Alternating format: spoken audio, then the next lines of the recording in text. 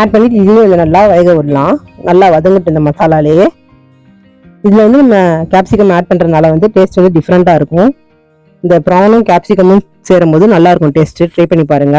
இப்போ வந்து இந்த வதக்கி வச்சிருந்த ப்ரானை வந்து இதில் ஆட் பண்ணிக்கலாம். ஆட் பண்ணிட்டு நல்லா வதக்கி விடலாம். இந்த மசாலாலே கொஞ்சம் நேரம் மிங்கிள் ஆகட்டும். அதுக்கப்புறமேட்டு நம்ம கொஞ்சமாக தண்ணி சேர்த்து வேக விட்டு வச்சு எடுத்துக்கலாம்.